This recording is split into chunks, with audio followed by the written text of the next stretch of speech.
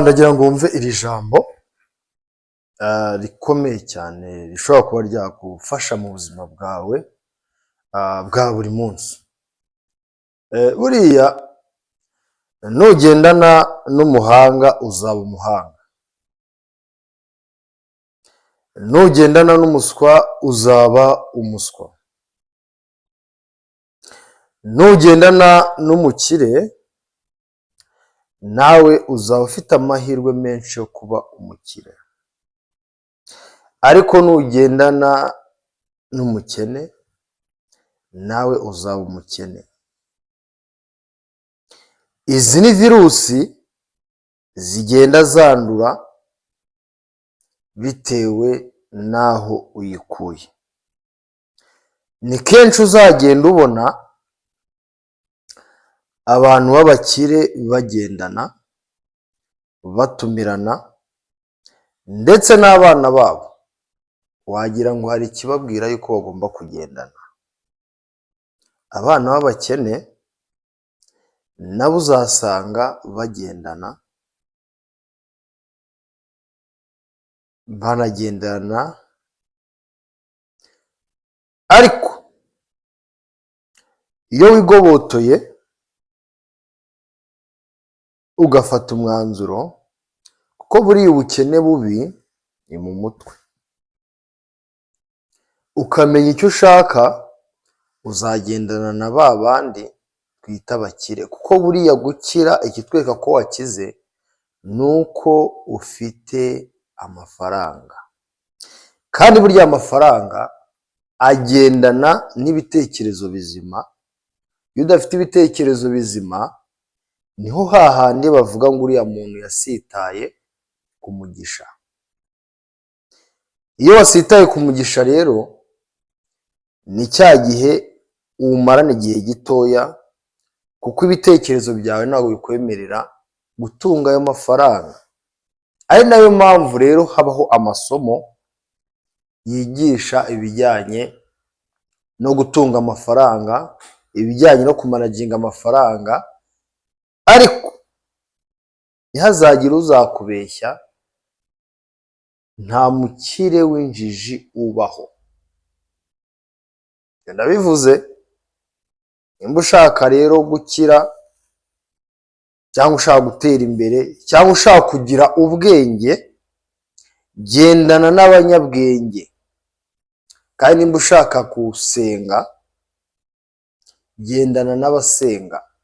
Ariko witonde, hariya hantu naje kubona ko hariyo abanyabyaha benshi hariya mu nsengero.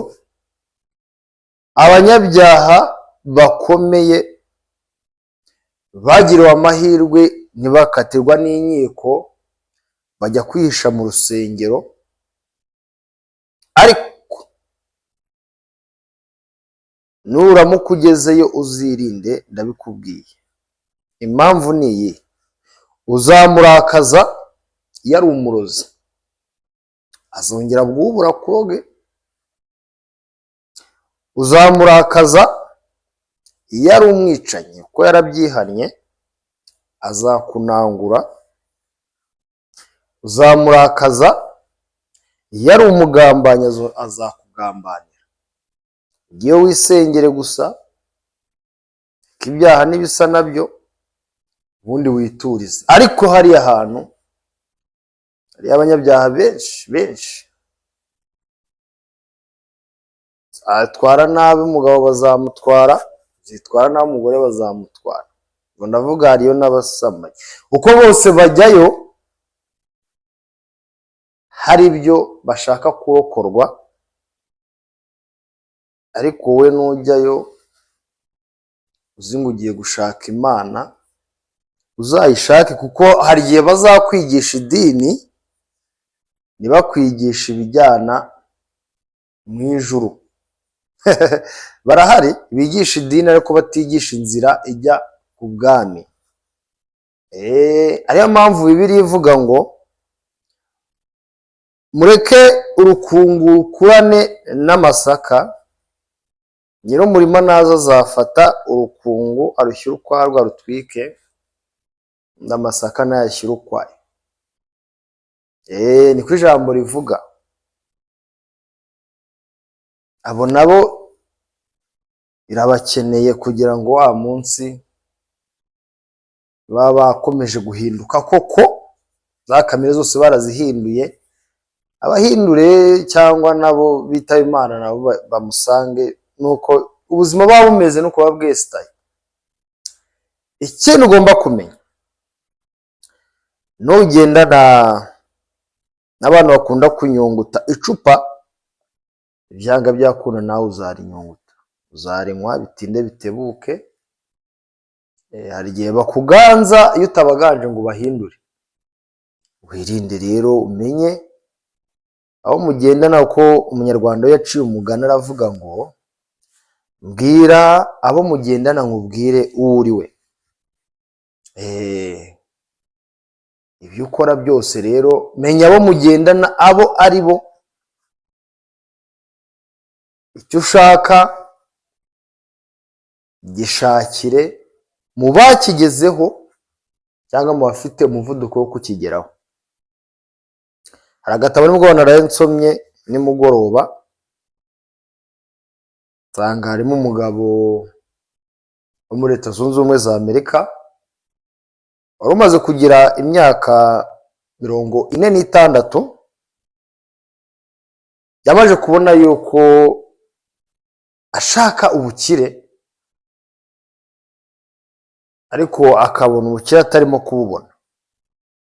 Aza kumva yuko hari inyanja yamize ubutunzi bukomeye cyane mu ntambara ya kabiri y'isi.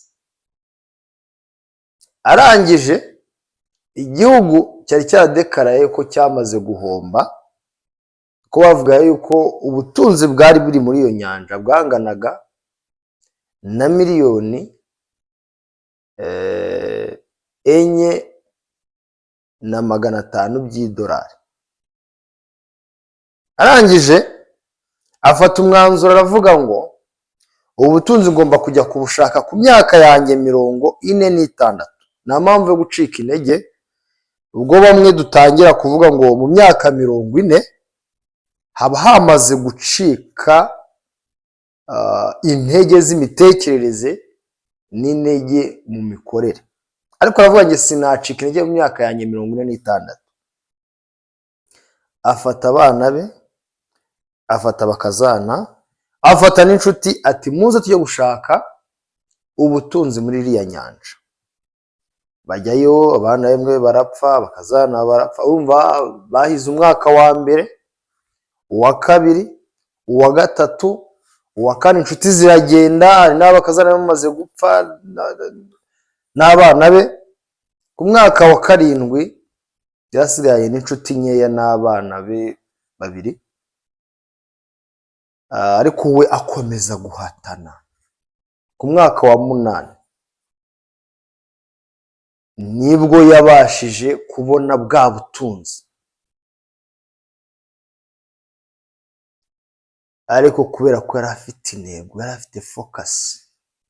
Ni byiza rero nawe kugira intego, ni byiza kugira focus, ni byiza gutegura, nubwo byaguhagarara imyaka myinshi, ariko ukaba ubizi neza ko anytime ubuzima buzahinduka, bukaba bwa bundi wifuza. Bicika intege rero. Ubu ngubu uzi ukuntu ameze, yarakize, afite amafaranga n'agafaranga. Kubera kudacika intege, urumva yamaze kugira amasaziro meza cyane, meza cyane. Ubuzima bufite intego, ugendane n'abantu bafite intego. Bana babandi baguhamagara ati tujye muri bya bindi, tujye muri za gahunda. No. Aho uzaba watakaye my friend. Tandukana n'ibyo. Akenshi nkunda kubabwira hano kuri Marika Africa TV, tuzaganira ibijyanye n'ibyaduteza imbere. Ariyo mpamvu babwira ngo ufite igitekerezo, inyunganizi, watwandikira aho hasi, ukatubwira ati rero numva ubuzima twabutwara gutya, numva twamera gutya. Ko buriya ubuzima budafite intego burangirika cyane, abana bakabaho nabi, ugasanga kubaho nabi kwabo n'ubwonko burapfa bukangirika. Byiza rero gukomera ugashikama ku nshingano zawe, kandi buriya agaciro kawe mugabo, agaciro kawe ni ukuba ufite amafaranga, uzubahwa aho uzaba uri hose, uzahabwa ijambo aho uzaba uri hose. Umunsi uzajya ahantu ukabona hari aho bakwicaje cyangwa baguhagurukije mu ntebe bakwicaje ahandi, uzamenye icyiciro urimo. Hari aho bazakwicaza nawe uvuga ati kabisa dore ngaya amatage ansohoreyeho, ariko hari naho uzajya uvuga ati voila, bitewe n'uko wakoze, bitewe n'uko witwa. Niko rero isi imeze, niko abantu bameze. Duharanire kuba abagabo, duharanire kuba abantu b'umumaro muri sosiyete turimo. Twirinde rero bya bindi twahereyeho hejuru. Ndabakunda rero, mwari kumwe na Marika Africa TV, tuzasubire. Ciao ciao.